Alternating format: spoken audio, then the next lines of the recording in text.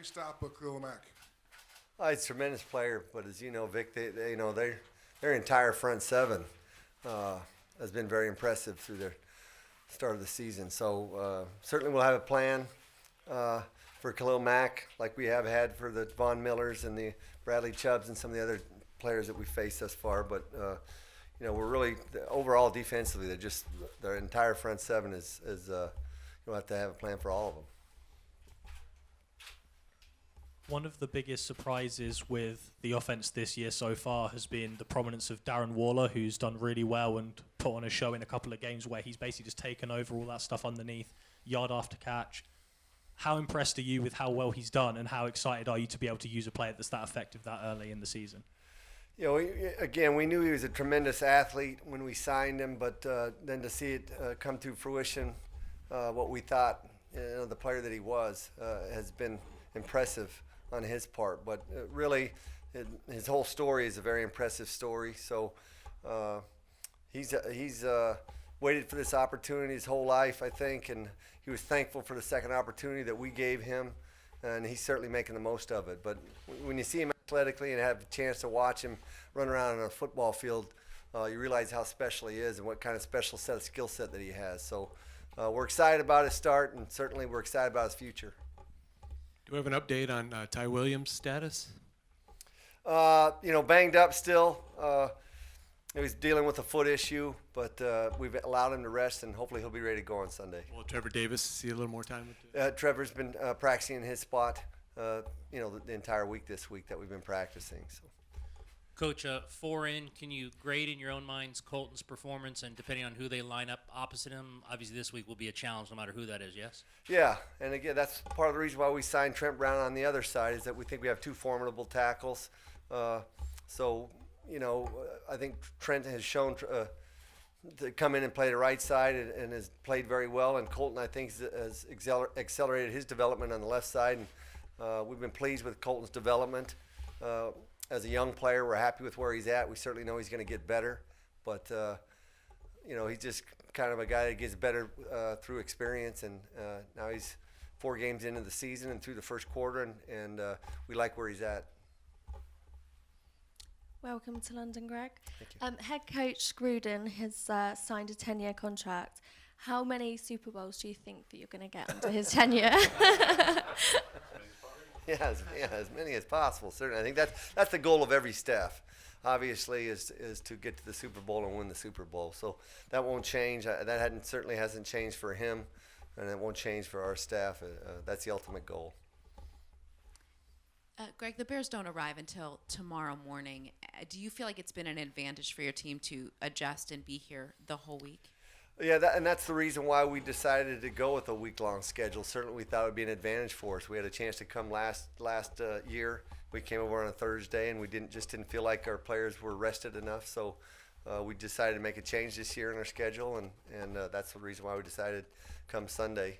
But I feel like right now our players had a good practice today. They were full of energy.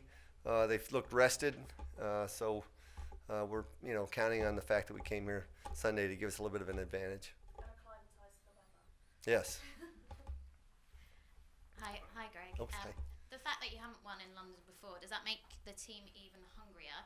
And also the fact that how does it feel to play in front of an international crowd as compared with your usual home crowd?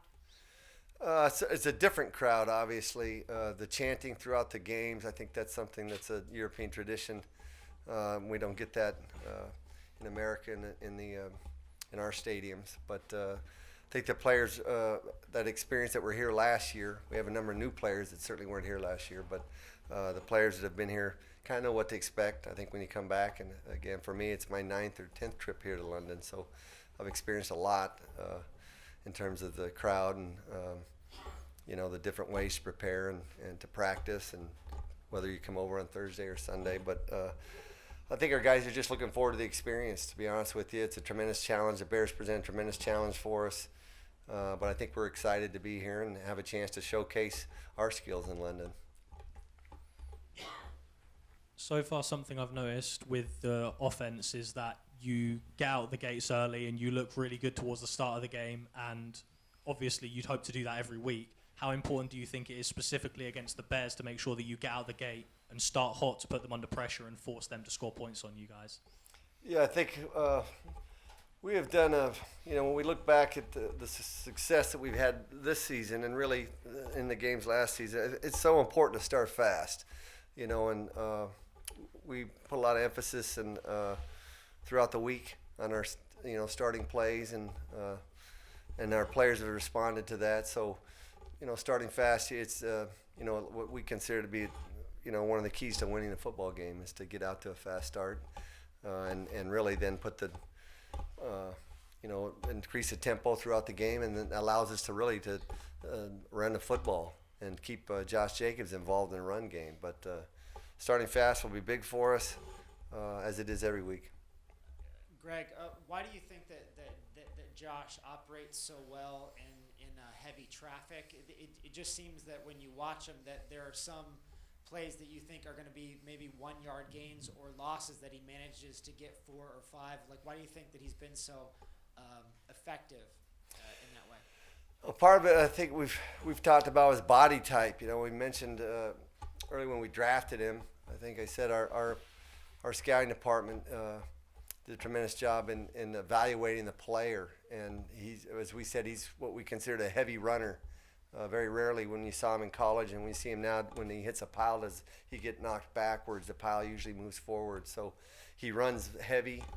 Again, his build, you can look at his build and see, he's thick-boned and plays with a low center of gravity. He's also got tremendous vision, and that's, part of the reason when you look at a guy that played at Alabama, it's one of the premier college programs, in our country. He's got a great set of skills as a running back. So, but I think the way he's built, he's built to be an NFL back, which you need to be durable to play because of the length of the schedule that we play, and that's part of evaluating, to me, college running backs. Is he a guy that can be a durable back and last in this league? And we thought he would be, and certainly he hasn't disappointed us. Hi, Coach. Charles from X's and O's here. I've got it's a general but joint question. So, as an OC, what position do you feel was the most important position on the field? Yeah.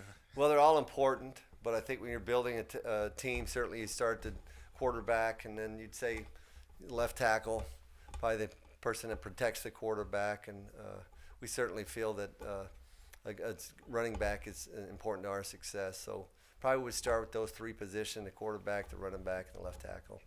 All right, and you did say running back. So can we see Josh Jacobs getting his first receiving touchdown on Sunday? Well, certainly possible, but I don't know if I can promise you that, but it certainly is possible. All right, thank you. 2 more questions. Yeah. 2 more. What's the next step in the development of Hunter Renfrow? What do we see as the next thing he has to work on? Yeah, I think it's experience again, Vic. And again, our wide receiver position, we got some guys banged up, so we should get more opportunities this week. But it's more, the opportunities and the number of targets that he's getting at him. But I think he's getting a better feel every week, and I know it's hard to notice probably from the naked eye on the outside, but we think he's getting better. But again, just more opportunities for him. When you're game planning and preparing for certain specific situations, does a defense as good as the Bears kind of tempt you to be more aggressive on those 4th and short or 3rd and shorts, where you want to make sure that you take advantage of every drive that you have and every opportunity that you could put points on the board? Well, I think every game's different, and certainly, again, they're a tremendous challenge. You can look at them there; they're leading in almost every defensive statistical category. So we know that's going to be a tremendous challenge for us, but every game plays out differently. So certainly we prepare different situations throughout the week, whether we're ahead or we're behind, and how we play it. But again, it plays out differently. So when we get there to the game, then we'll decide how we're going to play it.